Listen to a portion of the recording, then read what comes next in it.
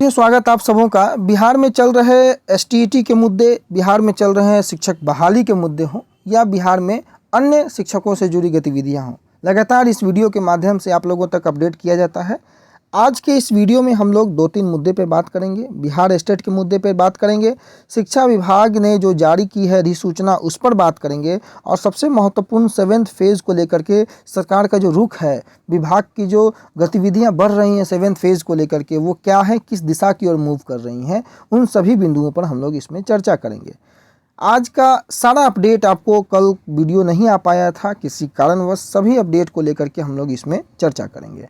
उसके पहले स्टेट 19 को लेकर के मैं एक छोटा सा अपडेट कर दूं आपको कि आपको पता है कि मैंने परसों रात में एक पोल क्रिएट किया था जिसमें मैंने वेटेज को लेकर के पूछा था कि उससे मेरिट को फ़ायदा है या नॉट इन मेरिट को फ़ायदा है। आपका स्पष्ट जवाब आया था। आपने अभी तक अगर नहीं देखा है तो चैनल के कम्युनिटी पोस्ट में जाकर के देख लेंगे।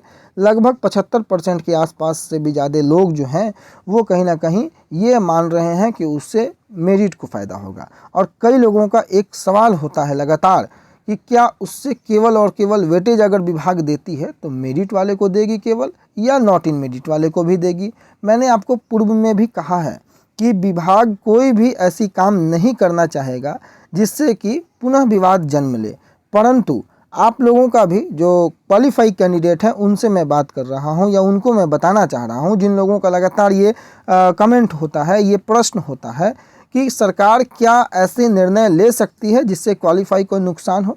पहली बात मैं आपको बता दूं कि 26 को सरकार ने निर्णय लिया है, और वो निर्णय कैसे लिया है, क्या लिया है, उन सभी बिंदुओं पर चर्चा हो चुकी है।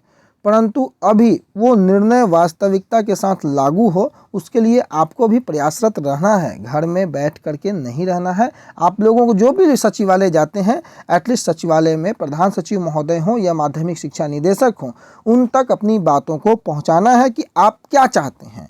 क्योंकि सचिवालय में, सचिवालय स्तर पर जो पत्र जाता है, जो आप लोग फिजिकली पहुंच करके जो आप लोग लगातार अपनी मांगों को रखते हैं, वो बेहद इंपॉर्टेंट होता है शिक्षा विभाग के किसी भी निर्णय को लेने के लिए। इसलिए इस वीडियो के, हालांकि अगले वीडियो में मैं सारी चीज़ों को मेंशन करूंगा, ये वीडियो दूसरे पर्पस से है इसलिए उस पर ज़्यादा डिस्कशन नहीं करूंगा, लेकिन थोड़ा सा फोकस कि सचिवालय आप लोग जो लोग भी जाते हैं, आप लोग ध्यान रखें कि 33,916 सीटों की बातें आप लोग ज़रूर करें। वो सीटें जुड़नी बेहद ज़रूरी हैं। सरकार कहीं ना कहीं ऐसा ना हो कि गोल गोल घुमा के 33,916 को भी घुमा दे और आप लोगों को लगे कि 33,916 जुड़ रहा है और बाद में ये चीज़ें स्पष्ट ना हो। इसलिए फोकस अभी आप लोग सर्टिफिकेट और 33,916 पे रखें सर्टिफिकेट जब जिस सचिवालय में जाएं। रही बात वेटेज की, तो आने वाले समय में, आने वाले वीडियो में, आज ही मैं एक अलग से वीडियो क्रिएट करके उसको जो है स्पष्ट रूप से उस पर डिस्कशन करूँगा।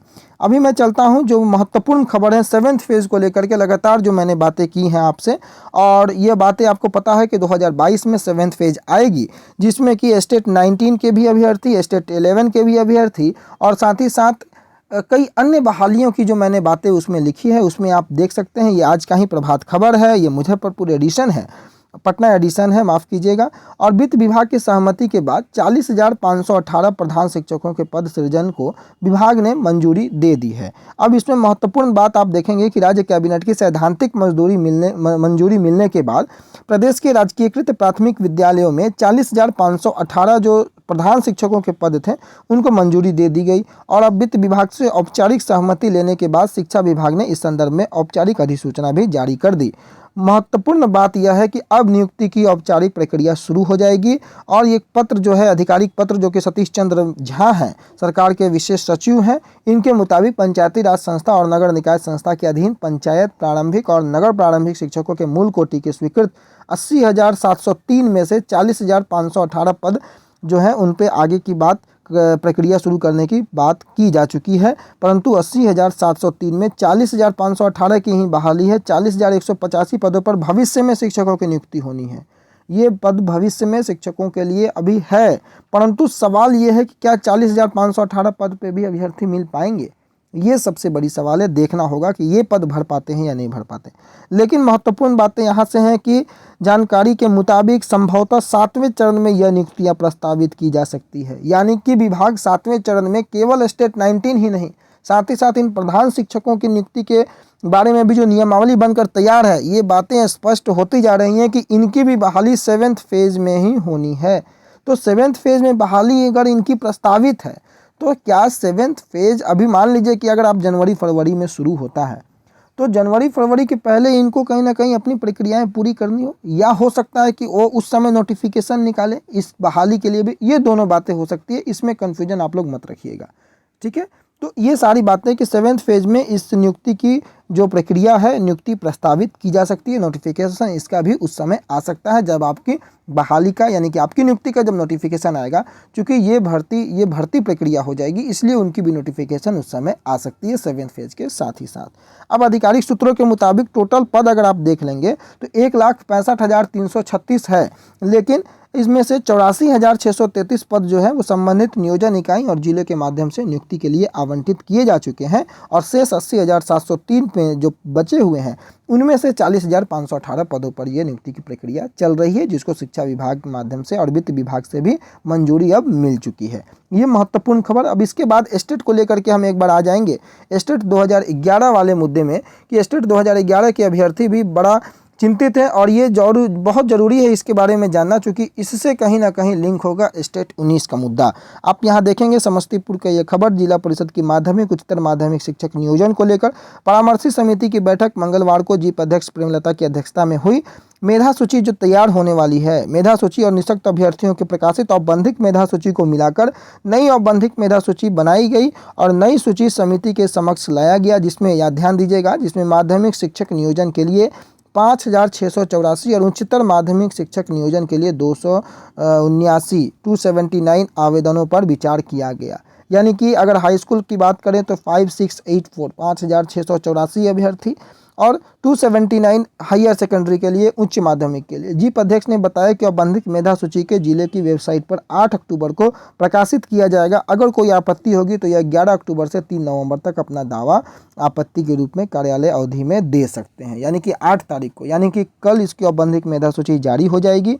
उसके बाद अगर किसी को उस पर आपत्ति है तो वो 11 अक्टूबर से 3 नवंबर तक उसमें अपनी आपत्ति दर्ज करा सकता है। ये भी महत्वपूर्ण बात है, इस पर भी ध्यान देने बेहद आवश्यक है।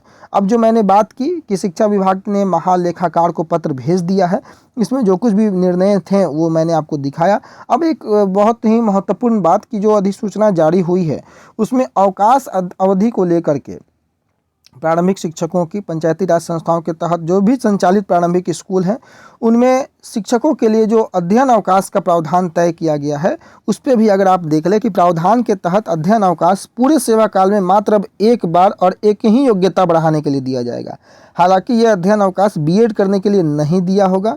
शिक्षा विभाग ने इस संदर्भ में बुधवार को अधिसूचना जारी कर दी। शिक्षा विभाग के उपसचिव अरशद फिरोज के नाम से जारी अधिसूचना बिहार पंचायत प्रारंभिक विद्यालय सेवा नियमावली से संबंधित है और शिक्षकों को अध्ययन अवकाश के लिए प्रावधान इसलिए दिया जाता है कि शिक्षक अपनी योग्यता बढ़ा सकें, जिसका सीधा फायदा बच्चों की पढ़ाई में दिखे। परंतु अब क्या है, 3 साल से अधिक सेवा अवधि की पूर्णता होनी चाहिए। अनुशासनात्मक कार्रवाई या निलंबित शिक्षक पात्र नहीं होंगे। अगर उनको कोई ऐसी बातें उनके साथ हो रखी हैं तो शिक्षक के प्रमाण पत्रों की जांच सही पाई गई हो तभी वो इसके लिए एप्लीकेबल होंगे। शिक्षक का नियमित रूप से वेतन भुगतान हुआ हो या उसका पात्र वो हो। अध्ययन अवकाश को पाठ्यक्रम यानी कि इन सभी बिंदुओं को अगर आप देखेंगे तो मूल कोटि के शिक्षक स्नातक, स्नातकोत्तर और पीएचडी के लिए, स्नातक कोटि के शिक्षक जिस विषय के शिक्षक है उस विषय में स्नातकोत्तर या पीएचडी के लिए आपको मिल सकता है, और मूल कोटि और स्नातक कोटि के शिक्षक की तरफ से स्नातकोत्तर एवं पीएचडी, इसके लिए आपको जो है अवकाश के पाठ्यक्रम ये हैं, इनकी इन पाठ्यक्रमों के लिए आपको अवकाश दिया जा सकता है। इन्हीं सभी बिंदुओं के साथ आज का ये वीडियो हम समाप्त करेंगे और आने वाले वीडियो में मैं आपको बता दूं कि वो फोकस में एसटीईटी वेटेज को लेकर के मैं बनाऊंगा। कई उसमें महत्वपूर्ण जानकारियां और कई इफ एंड बट को लेकर के उसमें चर्चाएं होंगी। जो कुछ भी संभावित चीज़ें हैं या जो कुछ भी हो सकती हैं या एक अपने अनुमान के आधार पर उन सभी बिंदुओं को हम लोग करेंगे, देखेंगे कि ऐसा करने से क्या होगा और वैसा करने से क्या नहीं होगा। तो फिलहाल के लिए यहीं पर आने वाले समय में जो वीडियो आए उसके लिए आप हमारे चैनल को सब्सक्राइब जरूर करें, बेल आइकन को प्रेस जरूर करें। अगर टेलीग्राम में नहीं जुड़े हैं तो let's grow with Randhir Telegram search करें और वहां जा करके आप जरूर ज्वाइन हो ताकि कोई भी छोटी मोटी जानकारी आप तक सबसे पहले पहुंच सके। अभी के लिए फ़िलहाल इतना ही। अपना बहुत ख्याल रखें। वीडियो देखने के लिए धन्यवाद।